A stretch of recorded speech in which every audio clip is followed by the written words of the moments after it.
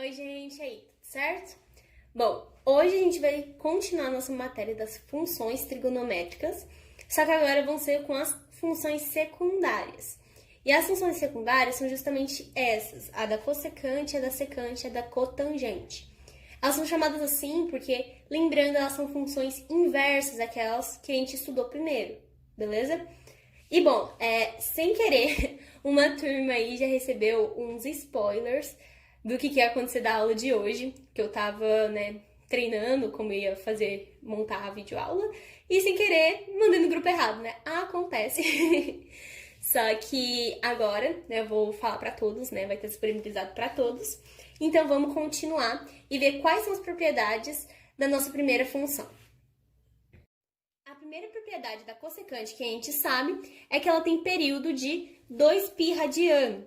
Porque depois de 2π radianos, ela começa a ter um comportamento periódico, repetitivo, certo? Então, passou 2π radianos, a sua representação gráfica, ela vai começar a ser repetida, certo? Bom, e a gente já sabe, então, que essa função é de cossecante de x.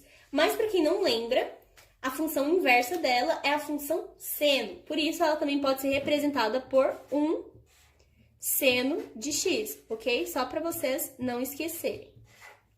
Um seno de x. Já que a gente lembrou que cossecante de x é igual a um seno de x, a gente pode agora trabalhar no seu domínio. E bom, o domínio ele começa muito parecido com o da sua função inversa, com a da função seno. Porque ele também é um x pertencente a R, certo? Então, o x também pertence ao grupo dos reais. Porém, a gente vai ter uma leve diferença, que é o quê? Bem leve, quase nada, né? A gente bota o símbolo do tal que, porque vai colocar uma condição agora. E o x vai ter que ser diferente de π radianos mais kπ. Lembrando, para quem esqueceu da última aula, se esqueceu algum desses conceitos, volta, dá uma revisada, tá, gente? Porque são conceitos importantes para entender essa parte da matéria. Mas o k, ele é um valor que está dentro do conjunto dos números inteiros. Ele pode ser positivo ou negativo, mas é um número inteiro, ok? Ou seja, não é um número com vírgula, beleza? Mas bem, por que eu botei essa condição? O que explica essa condição? Antes de tudo, já saibam que na matemática, sempre que tiver um valor no denominador, ele tem que ser diferente de zero.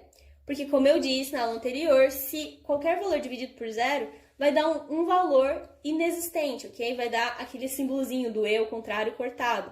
Ele não existe, ok? A gente considera que ele não existe. Tá, mas por que x então é diferente desse valor? O que condicionou ele a ser esse valor? Justamente para evitar essa condição de 1 dividido por zero. Por quê? Vamos explicar então agora com figuras. Imagina um ponto como o 180 graus, que também pode ser representado pelo π radianos, que a gente está trabalhando aqui.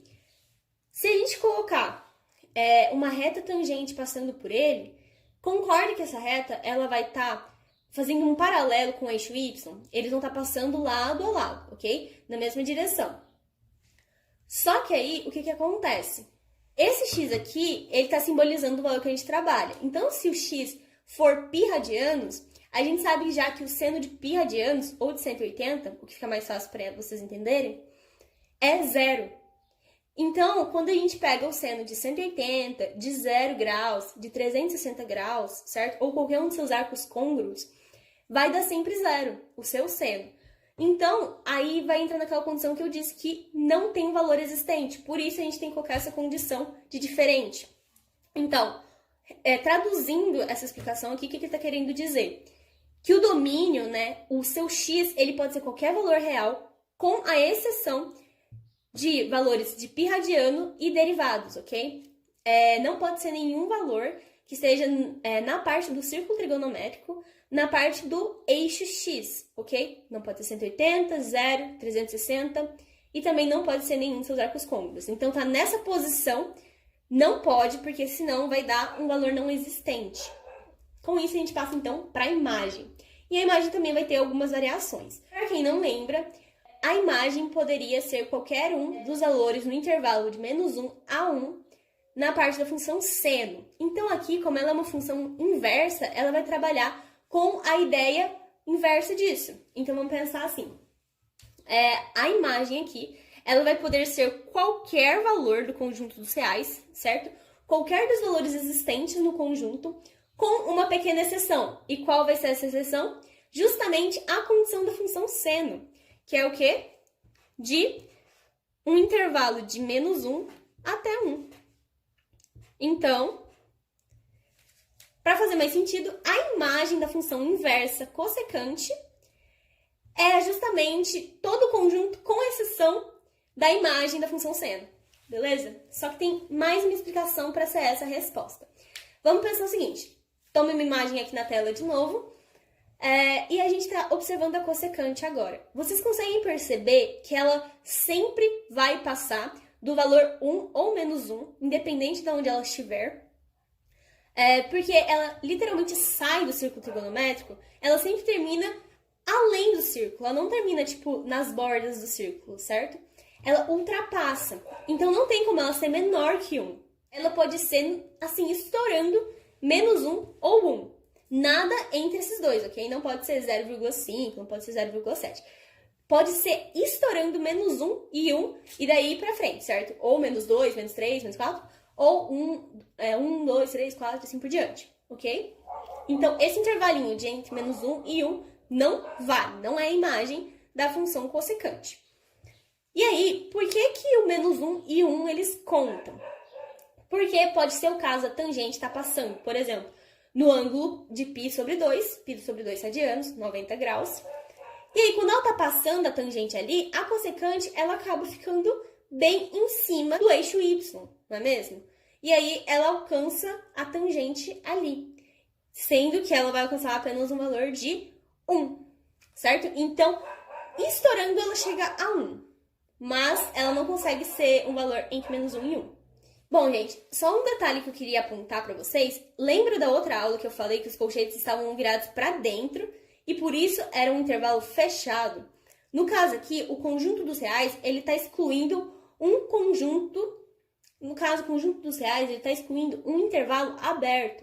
Então, o que isso quer dizer? Significa que é o conjunto dos reais excluindo o intervalo aberto de -1 a 1. Por isso que -1 e 1 são considerados valores da imagem. Porque como seus colchetes tá aberto para eles, então esse intervalo excluído não contém -1 e 1, beleza? Então, -1 e 1 fazem parte da imagem, ok? Bom, outra coisa importante de se falar, que já tá aqui, é que ela é uma função ímpar, ok? Então, vamos pensar o seguinte, eu vou pegar de novo o valor de π sobre 6 radianos, e, no caso, como aqui é -x, vai ser 11 sobre 6 π radiano, beleza? Então, para quem não lembra, isso é 30 graus, 330 graus. 330 porque é 360 menos 30. Bom, se eu fizer isso, vamos pensar, cossecante de x. Lembra que a cossecante, ela é o inverso da função seno. Se a gente sabe que o seno de 30 é 1/2, a sua cossecante é 2, porque é o inverso, inverteu a posição. Daí, se aqui for 2, vou até escrever para ficar um pouco mais fácil. Se aqui for 2, aqui é menos cossecante de -30, ou seja, menos cossecante de 330. A gente sabe que o seno de 330 vai ser -1/2, ok? Só lembrar da tabela trigonométrica. Se a gente sabe que é -1/2, então a sua cossecante vai ser -2. Menos com -2 vai dar 2 é igual a 2. Certo? Então, se a gente tem essa função ímpar, lembrem que função ímpar vai ser quando vai ter uma simetria, só que passando pela origem, certo? Origem aqui. Então, quando ele passa assim, cortando o eixo das coordenadas, que a gente não tem um círculo trigonométrico aqui, quando passa cortando o eixo das coordenadas aqui, você vê refletido. Então, o que tem aqui é refletido aqui. Então, ela é uma função ímpar, assim como a sua função seno. Vamos então partir para o estudo, aproveitando que a gente estava já mostrando o desenho, do círculo trigonométrico em si e como ele vai ser atribuído na representação gráfica da função. Como eu já repeti infinitas vezes, só para vocês não esquecerem, nos seus sonhos vocês ainda vão me ouvir falando isso, A cossecante ela é uma função inversa do seno, da função seno. Portanto, aqui ela vai possuir os mesmos sinais atribuídos aos seus quadrantes. Então, como eu falo, seno, a função seno é sem sono, então ela está em pé, ok? Ela está no eixo Y. A gente vai considerar que o eixo Y para cima, ele é positivo, certo? E a parte de baixo, ela é negativa. Então, os valores da cossecante que estão na parte superior do círculo, positivos, na parte inferior, são negativos. E simplesmente se explica por quê. Se os valores da função seno são negativos, portanto, o valor da função cosseno, ele é negativo, porque positivo dividido por negativo fica negativo. É a regra dos sinais. Então, se a função seno for positiva, então o valor também é positivo. Por isso, ele vai ter a mesma relação de sinais. Só que em relação à própria função gráfica, sobre o que é crescente e o que é decrescente, vai ser bem diferente. Vai ser literalmente o inverso. E por que isso acontece? Se a gente considerar que o seno ele vai crescer, vamos dizer, antes o seno era 1/2, depois ele foi para a raiz de 2 sobre 2, depois ele foi para a raiz de 3 sobre 3, ele está crescendo. Só que se o valor do denominador ele cresce, significa que essa função que é inversa, ela decresce. Por quê? Vamos fazer o seguinte, se a gente dividir 1 sobre 2, vai dar meio. Se a gente dividir 1 por 3, vai dar um número cada vez menor, vai dar 0,333. Se a gente dividir 1 por 4, dá 0,25 e assim por diante. O valor vai decrescendo. Então, quanto maior for o denominador, menor é o resultado da nossa fração, ok? Então, por isso, sempre que o seno cresce, a cossecante decresce. Quando o seno decresce, a cossecante cresce. Com isso, a gente vai ter que os quadrantes 1 e 4, eles vão ser decrescentes, enquanto o 2 e o 3 vão ser crescentes. Portanto, se você lembra como opera a função do seno, você consegue lembrar como opera a função da cossecante. E agora a gente vai ver como realmente essa função fica, abordando todas essas propriedades que a gente acabou de estudar. Qualquer dúvida, por favor, perguntem, tá? Porque é importante saber.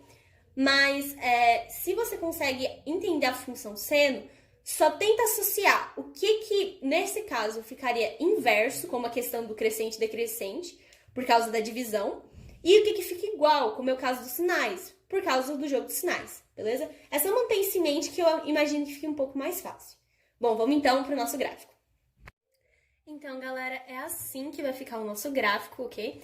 Percebam, então, que no intervalo de -1 até 1 no eixo Y não tem nada, esse espaço aqui tá vazio, não tem representação de gráfico, que é onde π também não tem nenhuma representação, ok? O gráfico não está tocando em nenhum lugar do eixo X, onde for π, nem 2π, ok? E aqui ele começa a se repetir, então vem o período de 2π radianos, ok? Então, só para finalizar a aula, eu vou botar aqui uma imagem de como ele é realmente, melhor do que a minha versão manual. E vocês façam em casa, se vocês sentirem interesse, se vocês acharem que assim fica mais fácil para lembrar. E é isso, na próxima aula eu continuo com as próximas funções, a secante e a cotangente, e depois a gente vai resolver alguns exercícios juntos, tá bom? Um beijo, bons estudos para vocês e até mais!